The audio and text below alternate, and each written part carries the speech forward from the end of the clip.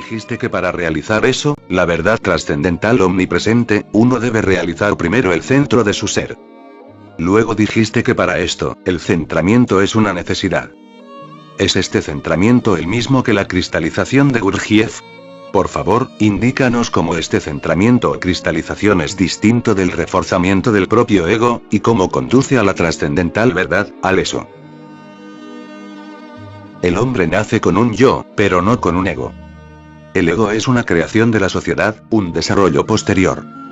El ego no puede existir sin que existan las relaciones. Tú puedes existir, el yo puede existir, pero el ego no tiene existencia propia. Es un subproducto del relacionarse con los demás. Por eso el ego existe entre tú y yo. Es una relación.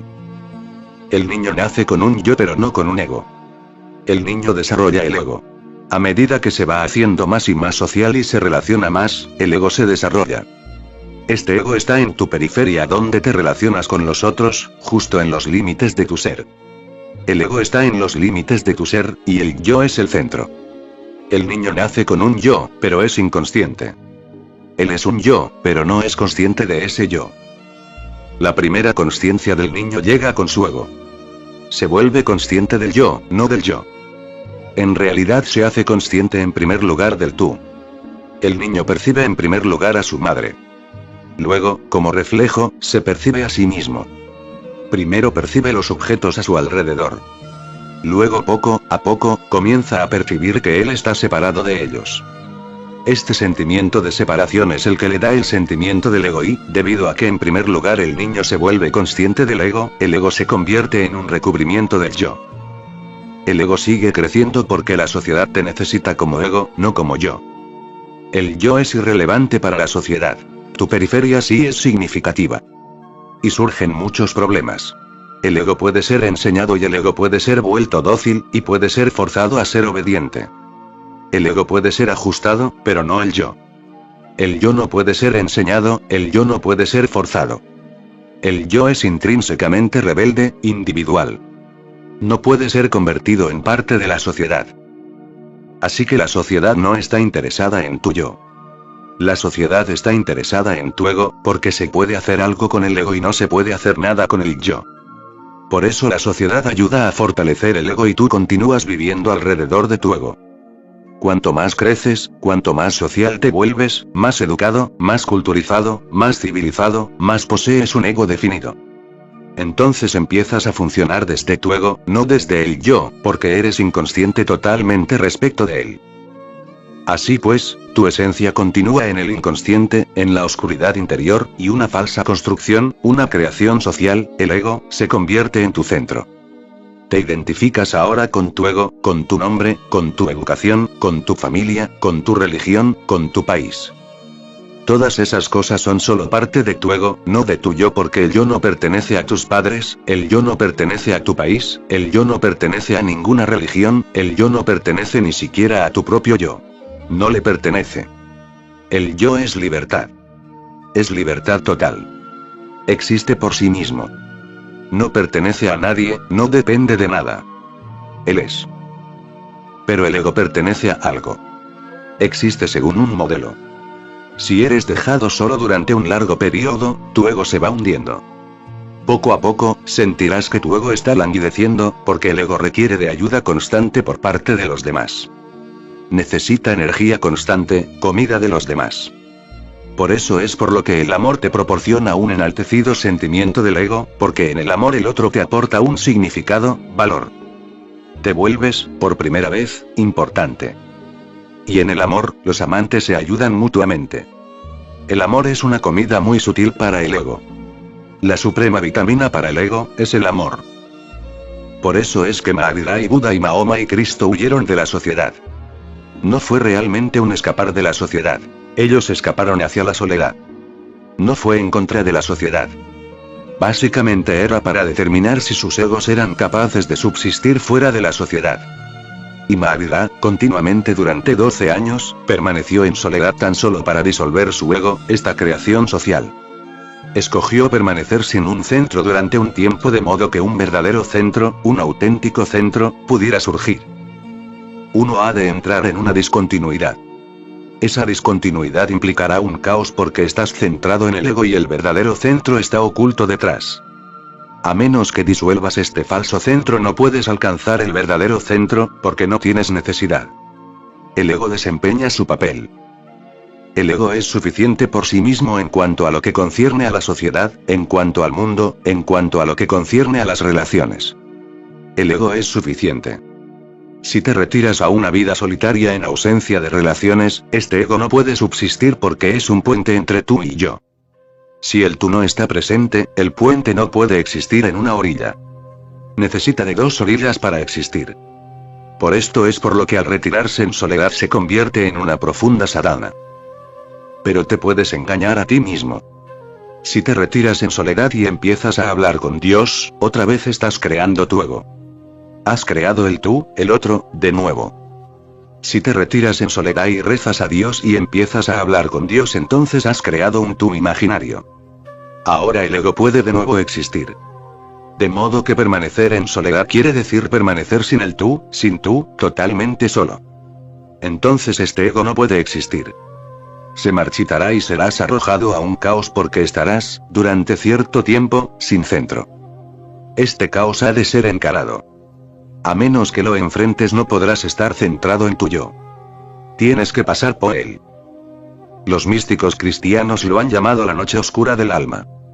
Realmente uno se vuelve loco, porque cuando uno no tiene centro alguno, está loco.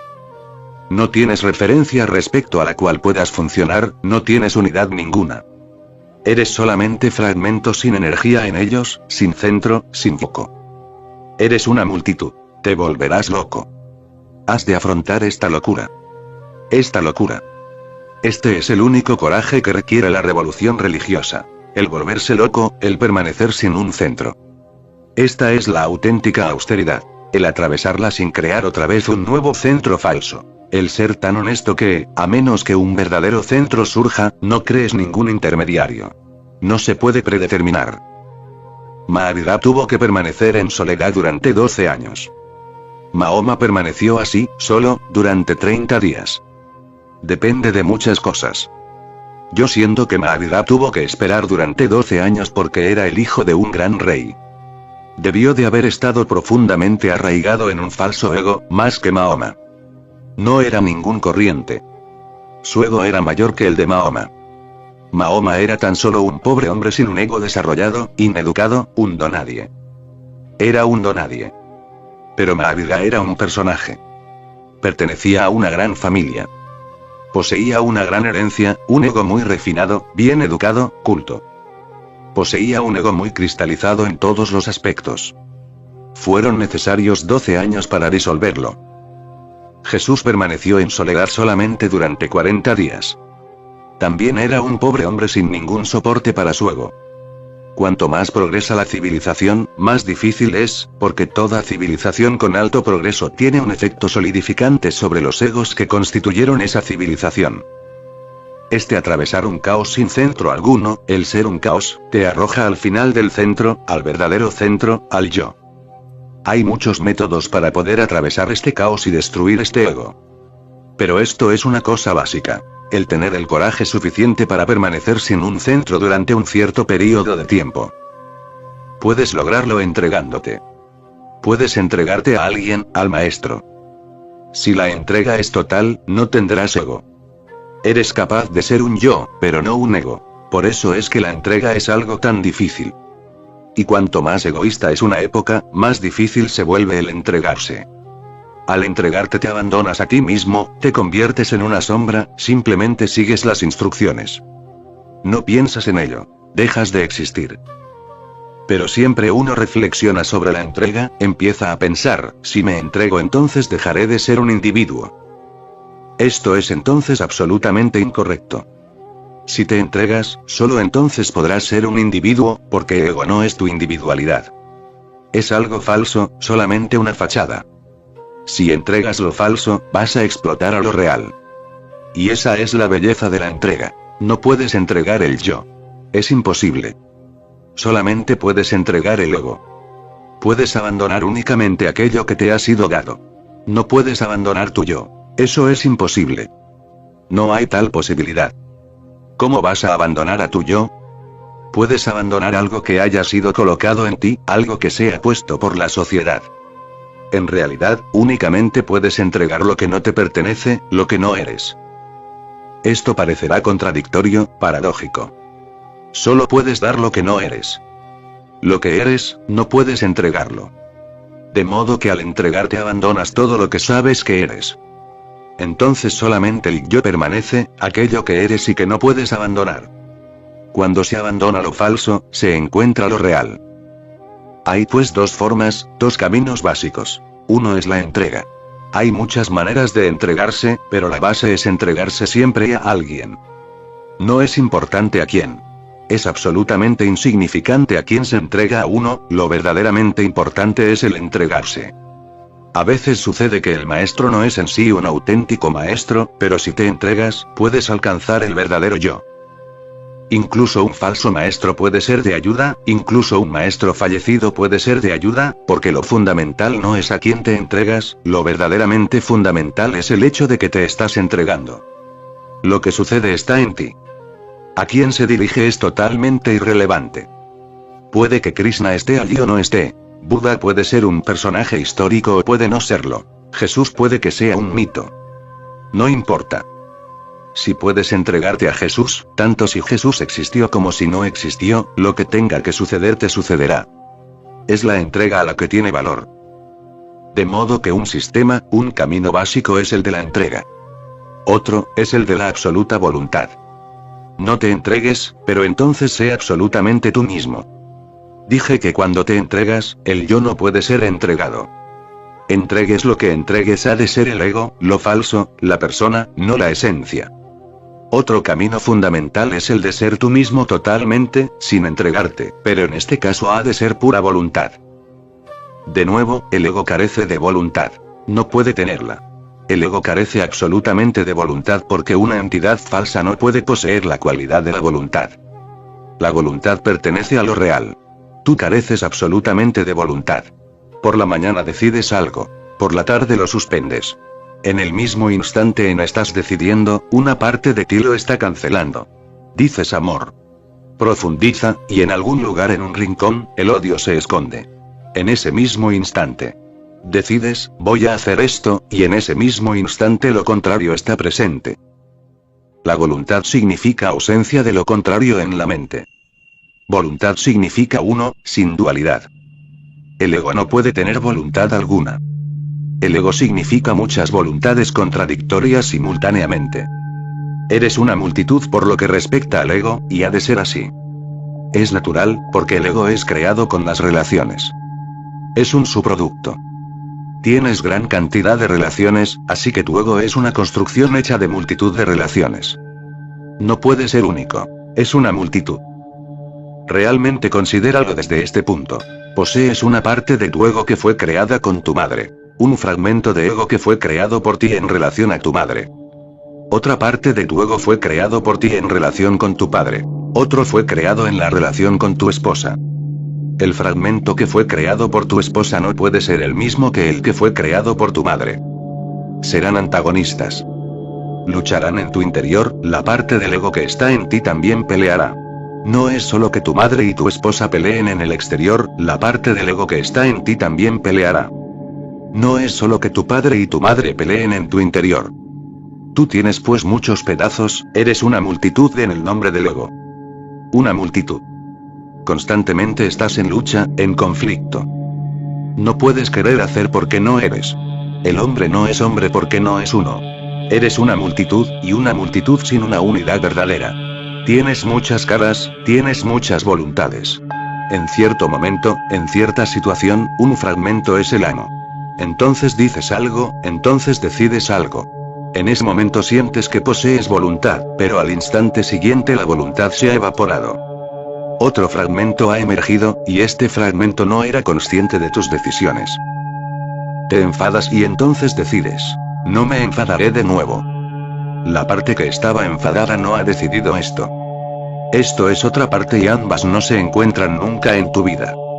La segunda parte te dice, he decidido no enfadarme, no es la parte que estaba enfadada. Y no coinciden. La parte que estaba enfadada seguirá enfadada mañana, y la parte que esté enfadada se olvidará por completo de lo que decidiste. Y otra vez te arrepentirás.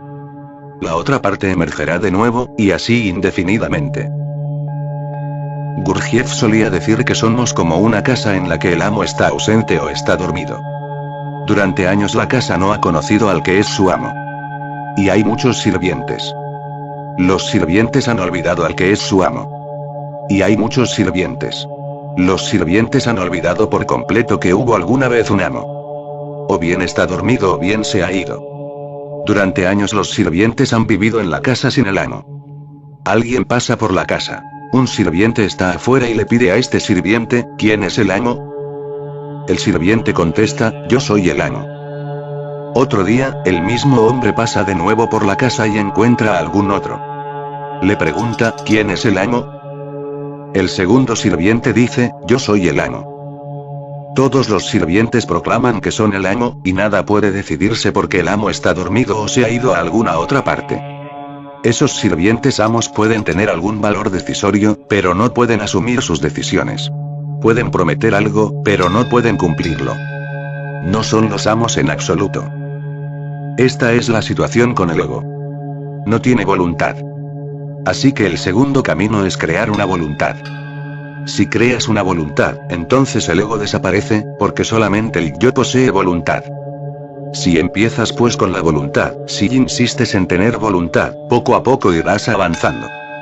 El ego no puede querer hacer, y si tú insistes en querer hacer, el ego desaparecerá. La entrega es un camino fundamental, el camino de los bhaktas. Tak, voluntad, es el segundo camino básico. El camino de los guerreros, de los luchadores. Cada camino posee multitud de técnicas, pero lo fundamental es esto. Gurdjieff empleó el segundo camino, el camino de la voluntad. Lo denominó cristalización. Dijo, si quieres hacer, entonces poco a poco cristalizarás en tu centro. El ego no puede existir con una consciencia con voluntad. No puede existir. Por eso Gurdjieff utilizó métodos muy intensos para alcanzar la integración interna. Por ejemplo, solía decir, no durmáis durante 7 días. Suceda lo que suceda, no durmáis. Puedes estar sin comer durante 7 días. No es difícil. Pero estar sin dormir durante 7 días es muy difícil. Estar sin comer durante 7 días no es tan difícil. Un hombre puede permanecer sin comer durante 90 días al menos, sin ningún peligro. Pero con el sueño es difícil. El comer es un acto voluntario. Puedes comer, puedes dejar de comer. El sueño no es un acto voluntario. Es involuntario. O llega o no llega. No puedes traerlo, no puedes forzarte a dormir. Puedes obligarte a comer o a no comer más. Eso es algo voluntario. Pero el sueño es un fenómeno no voluntario. No puedes forzarlo en ti. Y cuando el sueño se presenta, no serás capaz con tu ego, de mantenerte despierto. Pero puedes insistir. Puedes decir, suceda lo que suceda, no dormiré. Estoy dispuesto a morir, pero no a dormir. El discípulo principal de Gurdjieff, Ouspensky, se estaba muriendo, pero no quería acostarse. Continuaba andando. Se estaba muriendo y era consciente de que la muerte estaba a punto de presentarse, pero no quería acostarse. Los médicos le insistían, trataban de persuadirlo, pero él no quería acostarse. Él decía, no, voy a morirme andando. Voy a morir conscientemente. Empleó incluso la muerte para crear voluntad, y murió caminando. Fue el primer hombre en la historia de la humanidad que murió mientras caminaba, conscientemente. Considera, reflexiona sobre qué es lo que estaba sucediendo en su interior. No era un simple sueño, era la muerte. Y no estaba dispuesto a entregarse ni incluso a la muerte. Este es un camino anti-entrega. No estaba dispuesto a entregarse, ni tan siquiera a la muerte. El cuerpo estaba muy enfermo, viejo. Aquellos que le estaban cuidando no podían hacer lo que él hacía, ellos tenían que dormir. Alguien dormía y otro hacía guardia. Un grupo de 12 personas continuaba vigilándole, pero durante 3 días consecutivos, día y noche, continuó andando. No se sentó. No quería arreglo ni concesión alguna con la muerte. Murió como hombre cristalizado. Usó la muerte para crear voluntad. Puedes luchar con el sueño, puedes luchar con el comer, puedes luchar con el sexo, puedes luchar con lo que quieras, pero si lo haces, hazlo sin concesiones. Entonces no te entregues. Permanece absolutamente en ello. Pero el ego no puede estar plenamente en algo. Y si insistes en dedicarte plenamente, el ego desaparecerá y de repente te darás cuenta de un centro diferente en ti. El ego no puede querer hacer, por eso si quieres hacer el ego no podrá existir. O bien entrégate totalmente o quiere totalmente. Entonces comprenderás que esas partes aparentemente contradictorias no son realmente contradictorias, porque una cosa es común, la totalidad. O total entrega o total voluntad. El ego nunca puede ser total en algo. Siempre es fragmentario, está dividido. Sé total, en cualquier cosa, y el ego desaparecerá. Y cuando no hay ego, por primera vez te das cuenta de tu auténtico centro. Yo lo llamo centramiento. Gurdjieff lo llamó cristalización. Las palabras no importan mucho. Mediante este centramiento te conviertes en un ser. Mediante este centramiento estás en la existencia. Antes de esto estabas en la sociedad, no en la existencia. Antes de esto eras una parte de la civilización, de una cultura, de una lengua, de una religión, pero no una parte de la existencia. Antes de esto, pertenecías a esto. Una vez centrado, perteneces a eso, a lo que está más allá, a lo que no es creado, a lo eterno. Entonces llegas al origen. Puedes llamarlo Dios, puedes llamarlo alma. Puedes llamarlo como quieras. Los Upanishads lo llaman eso, lo que nunca nació, lo que nunca morirá, lo que es. Este centramiento es posible. No es imposible. Parece imposible, aparece como imposible, es imposible para el ego, no para ti. Es imposible para el ego porque el ego no puede alcanzarlo. Más bien al alcanzarlo, el ego morirá. Las antiguas escrituras del yoga dicen, escucha lo que el maestro te diga y síguelo, porque él es tuyo. Diga lo que diga, es tu propia voz interior.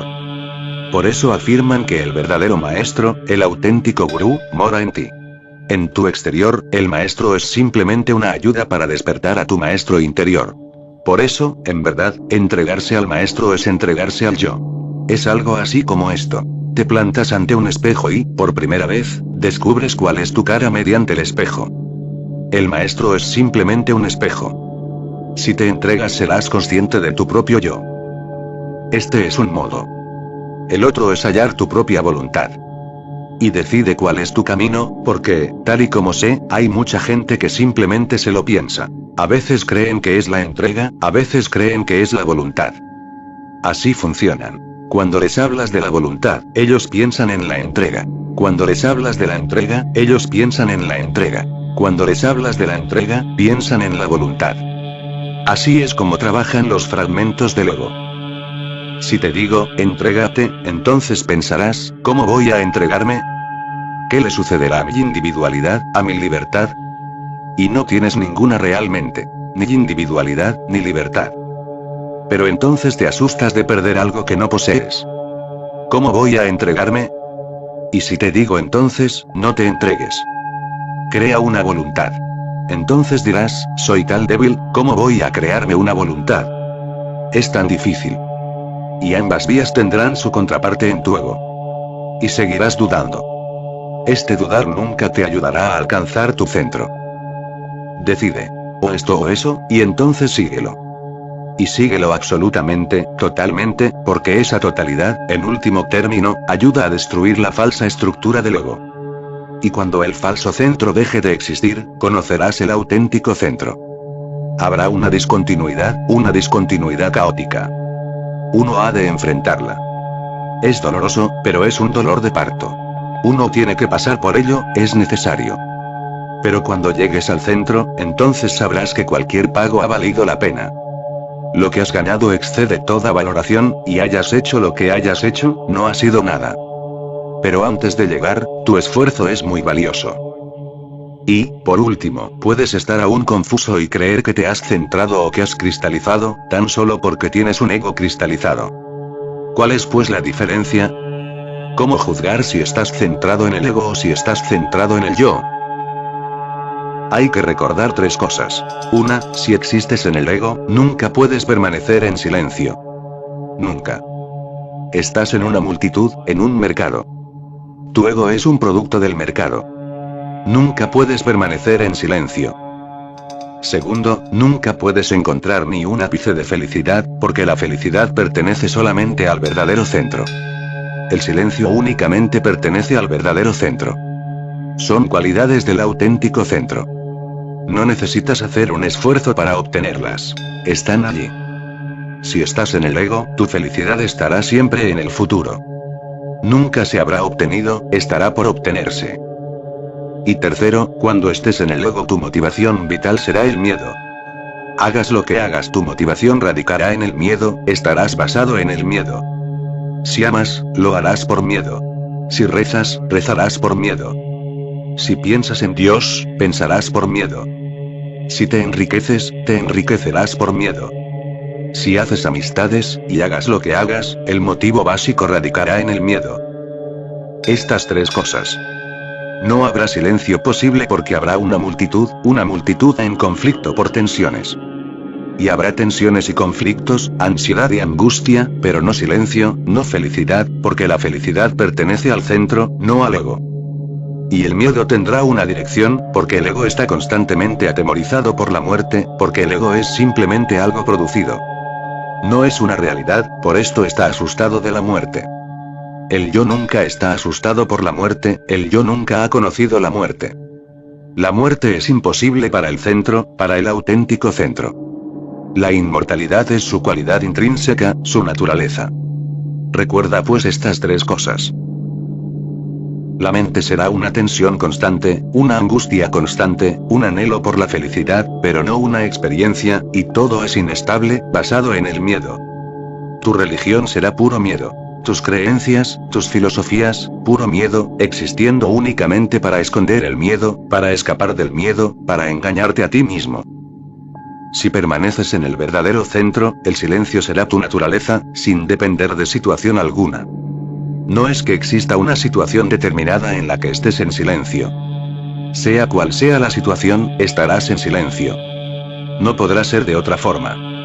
Nada podrá alterarte. La alteración estará allí, pero tú permanecerás sin verte afectado, inaccesible. Nada penetrará en tu centro. Es imposible. El silencio entonces, no depende de la situación. No depende de que haga buen día, ni de que tengas éxito, ni de verte rodeado de amigos, no. No depende de la situación. El silencio está allí. Sea cual sea la situación, el silencio y la felicidad están ahí.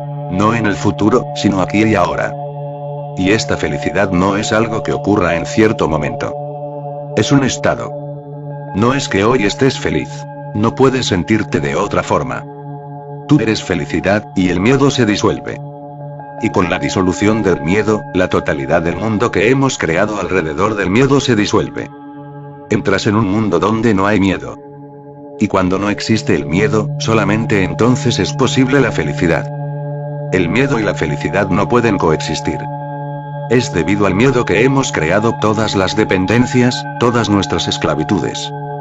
Nuestro encarcelamiento se debe al miedo. Recuerda pues estas tres cosas. Y una vez que hayas conocido tu verdadero centro, ya no serás el mismo. El hombre viejo ha muerto y un nuevo hombre ha nacido. Es un nuevo nacimiento. Cuando el niño nace, solo un cuerpo nace. Luego la sociedad proporciona el ego. Sigues viviendo con el ego y un cuerpo, sin yo. A menos que disuelvas este ego y descubras el yo, tu vida será desperdiciada. Tus padres te dan el cuerpo y la sociedad te proporciona el ego. ¿Quién eres tú? El cuerpo pertenece a tus padres, a la herencia, a un largo proceso, y el ego pertenece a la sociedad. ¿Quién eres tú? Gurdjieff solía decir que tú no existes. Eres un simple mecano. A menos que descubras algo que no te haya llegado a través de tus padres, que no provenga de la sociedad, que no te sea suministrado, que haya sido siempre tuyo, antes de nacer tú, después aún de tu muerte, lo que serás, lo que has sido, lo que eres. A menos que descubras eso, no serás un ser centrado, seguirás viviendo en la periferia. Esta existencia periférica ha sido llamada samsara, el mundo, esto. Esta existencia centrada es denominada el nirvana. Eso. Siguiente pregunta. ¿Cómo puede uno distinguir una experiencia proyectada de un sentimiento auténtico? ¿Cómo puede uno distinguir una experiencia proyectada de una auténtica? Es difícil. Debido a que tenemos que especular, es difícil. Por ejemplo, ¿cómo puedes saber si estás tocando un fuego real, o uno imaginario? Si nunca has tocado un verdadero fuego, es muy difícil averiguarlo, hacer una distinción teórica. Si has tocado un fuego real, entonces no hay dificultad, entonces sabes. Una experiencia proyectada es solamente una experiencia onírica. Pero podemos pensar algo sobre ello. Si has proyectado algo, tienes que seguir proyectándolo, si no, desaparecerá. Por ejemplo, si proyecto a Dios y digo, le veo en los árboles. Le veo en el cielo. Le veo en todas partes, si esta es una experiencia proyectada, si es únicamente mi proyección, mi pensamiento sobreimpuesto en las cosas, no es una realización, sino una idea, una teoría impuesta sobre las cosas. Si yo proyecto el ver a un árbol como divino, entonces he de sustentar esta proyección constantemente. Si dejo de repetirlo, si me olvido por un solo instante, lo divino desaparecerá y solo quedará un árbol. Con una experiencia proyectada, has de mantenerla continuamente. No puedes tomarte un descanso, no puedes tomarte unas vacaciones. Los mal llamados santos no pueden irse de vacaciones. Continuamente han de estar al tajo. Están trabajando y trabajando día y noche. Si los detienes un solo instante, su experiencia proyectada desaparecerá. Unos amigos me trajeron un místico sufí. Era un viejo y decía que durante 30 años había estado vivenciando a Dios en todas las cosas. Y así parecía, lo parecía. Estaba en éxtasis, bailando, sus ojos encendidos con alguna desconocida experiencia. Así que le pregunté a ese hombre, a ese místico, ¿durante 30 años lo has estado viviendo? ¿Tienes que hacer aún algún esfuerzo? Él dijo, tengo que estar recordándolo en todo momento. Continuamente he de estar recordándolo. Si me olvido, todo desaparece. Por eso le pedí que abandonara todo esfuerzo durante 3 días y que se quedara conmigo. Estuvo conmigo solamente una noche. A la siguiente mañana me dijo, ¿qué es lo que has hecho? Lo has destruido. Mis 30 años de esfuerzo y tú has acabado con todo. Empezó a llorar. Los mismos ojos que habían estado prendidos de algo desconocido, se tornaron feos. 30 años de esfuerzo. Y dijo, ¿cómo? ¿En qué infortunado momento tuve que acudir a ti? ¿Qué es lo que has hecho? ¿Por qué me dijiste que lo dejara durante 3 días? ¿Cómo voy a volver a estar en ello? Esta es una experiencia proyectada. Se lo dije, es mejor que no te envuelvas otra vez en ello porque has desperdiciado 30 años en un sueño. Puedes desperdiciar 30 vidas, pero ¿qué provecho vas a obtener con eso? Las experiencias auténticas no requieren de esfuerzo. No necesitas el mantenerlas. Cuando sucede, ha sucedido. Ahora puedes olvidarte de todo. No necesitas mantenerla, no hay un mantenimiento constante. Permanece. Te olvidas de ella. Está ahí. Ni la miras. Está ahí. Duermes. Está ahí. Entonces el árbol nunca se convertirá en un árbol de nuevo. Nunca volverás a ser un simple árbol. Tanto si lo recuerdas como si no, es divino. Una cosa. Necesitas esforzarte antes de que suceda. Recuerda, necesitas esforzarte antes de que suceda. En ambas, en la auténtica y en la proyectada, se necesita esfuerzo antes de que sucedan. En las experiencias auténticas no hay necesidad después de que hayan sucedido, pero en las experiencias proyectadas existe una constante necesidad, has de seguir esforzándote. Es como en los cines.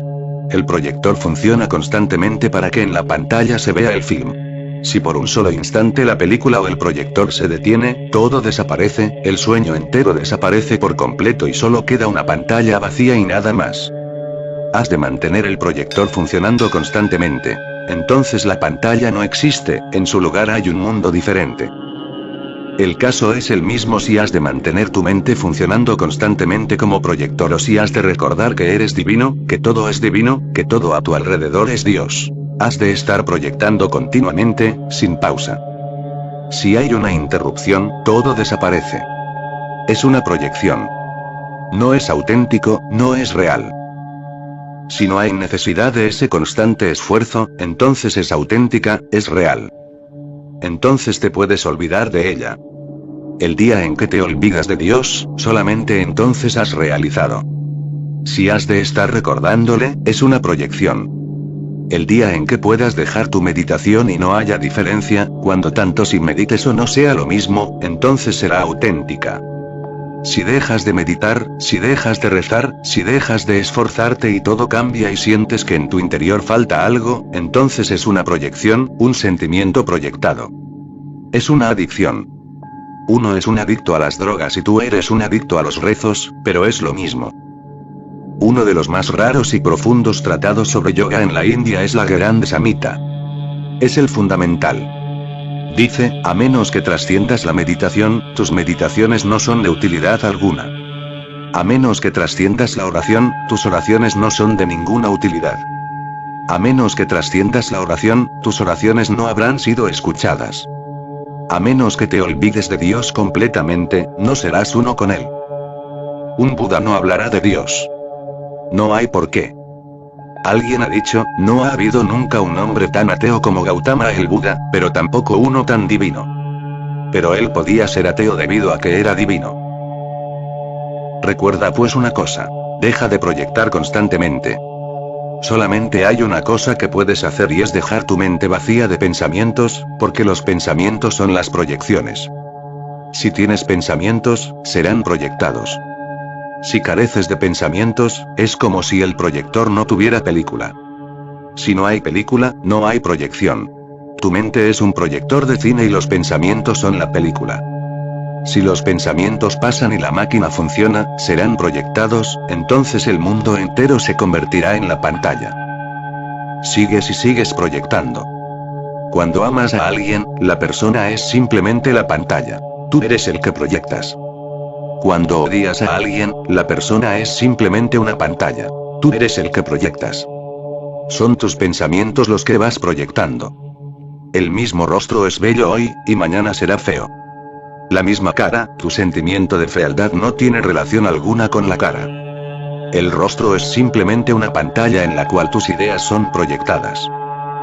Ni pensamientos, ni proyecciones. De ahí mi insistencia en que alcances un punto de ausencia de pensamientos, de consciencia sin pensamientos de modo que no haya proyecciones. Entonces contemplarás al mundo tal como es, no como lo conforman tus pensamientos. Si eres capaz de ver al mundo como es, has llegado a lo divino. Ahora puedes percibir la diferencia. El mundo está ahí. Tú proyectas lo divino en él. Es un pensamiento. Dices, el mundo es divino. Es un pensamiento. No lo conoces. Lo has oído, lo has leído, alguien te lo ha dicho. Desearías que fuera así, lo anhelas, suspiras porque fuera así, pero no lo sabes por ti mismo. No conoces al mundo como algo divino. Conoces al mundo como mundo. Este concepto de que el mundo es divino, es un pensamiento. Ahora eres capaz de proyectarlo. Repítelo constantemente, déjalo que permanezca en la mente constantemente, déjalo que se interponga constantemente entre tú y el mundo, y entonces tu mente proyectará mediante el pensamiento y algún día el mundo comenzará a parecerte divino. El hombre es una proyección. Has pensado que es divino, y ahora lo percibes.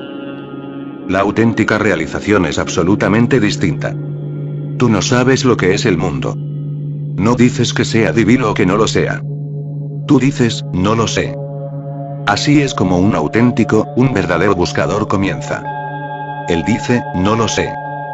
El falso, el que proyecta siempre afirma, lo sé. El mundo es divino. Dios está en todas partes. El verdadero buscador dice, no lo sé. Conozco el árbol, conozco la piedra. No sé qué es lo que es el interior de la existencia. Soy ignorante. Este sentimiento te otorga una humildad, una profunda humildad. Y cuando no sabes, no eres capaz de proyectar, porque entonces no cooperarás con ningún pensamiento. Abandona entonces todo pensamiento y di, no lo sé. Abandona todo pensamiento. No te ates al conocimiento. Poco a poco, concienciate de que no debería de haber pensamientos entre tú y el mundo. Esto es lo que significa meditación. Una relación sin pensamientos. Tú estás aquí. Te observo sin pensamiento alguno, sin prejuicio, sin imagen, sin ninguna interposición. Tú estás ahí, yo estoy aquí y hay un espacio sin llenar, vacante. Si puede darse esto entre tú y el mundo te será revelado en su totalidad, en su realidad, en su esencia. Entonces conocerás eso que es, y eso es divino. Pero entonces no será una idea. No habrá ideas en absoluto. Estarás vacío, hueco, en silencio. Será una revelación, no una proyección. Así que una mente meditativa alcanza un estado de ausencia de pensamientos y solamente entonces es posible la revelación. De otro modo continuarás proyectando. El pensamiento no puede hacer otra cosa. Proyectará. Profundiza en la meditación y permanece con la realidad sin pensamientos. Siéntate bajo un árbol sin pensamientos, mira al árbol sin ideas en la mente, sin preconceptos. Deja que el árbol esté ahí, encarado por tu conciencia. Sé un espejo, en silencio, sin ondas de pensamientos, y deja que el árbol se refleje en ti. Y entonces sabrás que el árbol nunca existió como árbol. Eso era solo una apariencia, una cara, una persona. Era divino, únicamente que enmascarado como árbol. El árbol era solamente una vestimenta. Ahora conoces el interior. No tienes necesidad de recordarle. Siempre que estés en este estado meditativo, Dios estará ahí, lo divino estará ahí.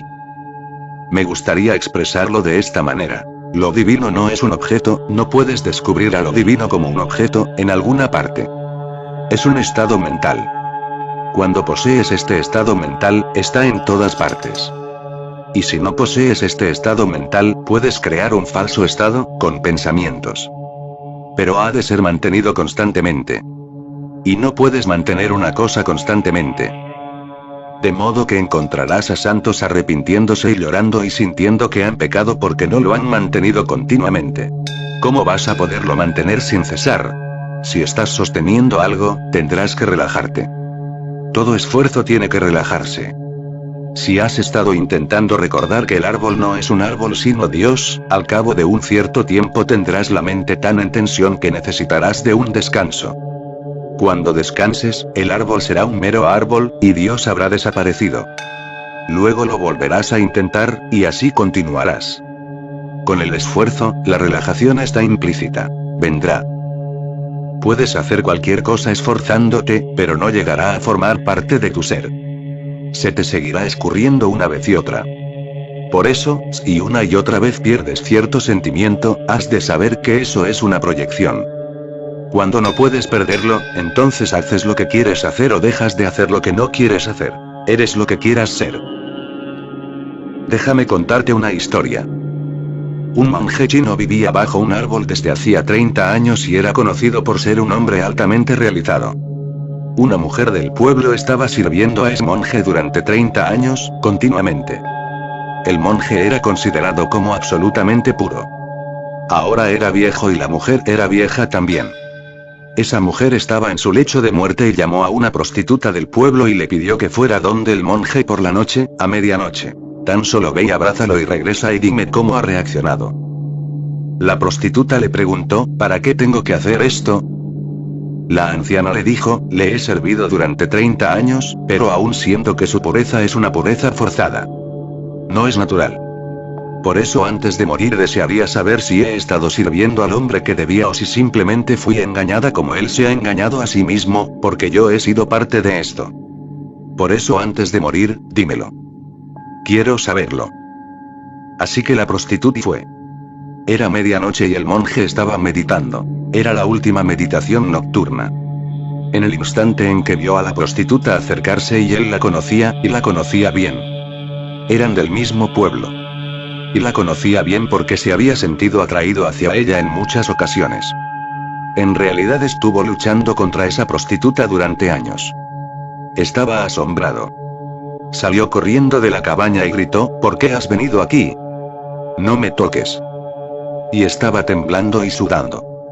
La prostituta se rió, se dio media vuelta y le contó a la anciana lo que había sucedido. La vieja le dijo, así que fui engañada. Aún es el mismo. Nada ha cambiado.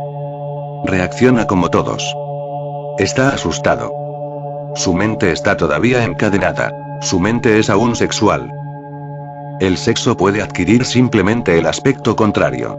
Puedes sentirte atado de dos maneras, positiva y negativamente. La atracción negativa puede que no parezca atracción, pero lo es. Lo mismo le sucedió a Buda. Buda estaba bajo un árbol en un bosque. Unos jóvenes habían ido de picnic, para disfrutar. Habían llevado una prostituta con ellos. Estaban comiendo y bebiendo y se emborracharon tanto que la prostituta se les escapó. Estaban tan borrachos que la prostituta se les escapó. Cuando se dieron cuenta de que la prostituta se había escapado, fueron tras ella. Había únicamente un camino. La prostituta debía de haber pasado por donde Buda estaba sentado, así que se acercaron y le pidieron al Buda: Bhikkhu, ¿has visto una hermosa mujer desnuda pasar por aquí? Este es el único camino. Buda abrió sus ojos y les dijo: es difícil decir si era mujer o hombre.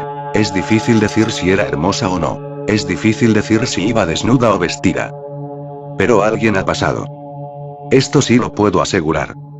Alguien ha pasado. No puedo decir si era un hombre o una mujer porque no estoy interesado, no estoy en absoluto interesado, ni incluso negativamente. Si era hermosa o no, no me interesa. Si iba desnuda o no, no me interesa. Esto puedo garantizar. Alguien ha pasado. Y una cosa más. La noche es tan silenciosa. Muchachos, ¿os parece correcto ir en pos de alguien que ha pasado? ¿Es correcto tratar de encontrar a esa persona? ¿O es mejor venir y sentarse junto a mí y encontrarse a uno mismo? La noche es muy silenciosa, ¿qué me decís? ¿Es mejor encontrarse a uno mismo o ir en busca de algún otro? Esta es una mente muy diferente, sin ataduras ni negativas ni positivas, como si éstas carecieran de significado. Puede subsistir un significado, incluso cuando creas que no existe. Más bien, hay aún más. El tratar de mantener cualquier estado mental, cualquier esfuerzo por mantenerlo, demuestra que estás todavía luchando. No es una realización, es aún un esfuerzo por imponer algo. Mantente pues en silencio, sin pensamientos, y entonces sabrás qué es. No pienses en ello y no formules de antemano nada sobre ello. No te preocupes de filosofías ni de teorías metafísicas, no te preocupes de ideas. Solo entonces es revelada la realidad. Si te ocupas de las ideas, proyectarás algo sobre la realidad y la realidad servirá simplemente de pantalla. Y este es el peligro. Puedes llegar a conocer todo lo que quieras, puedes proyectar lo que quieras. La mente tiene dos capacidades. Una es la de proyectar cualquier cosa y la otra es que puede permanecer totalmente vacía. Esas son las dos posibilidades. Si la mente es empleada como una proyección positiva, entonces puedes realizar lo que quieras, pero no será una realización. Estarás viviendo en un sueño. Vacía la mente y encara la realidad con la mente vacía, sin pensamiento. Entonces conocerás aquello que es.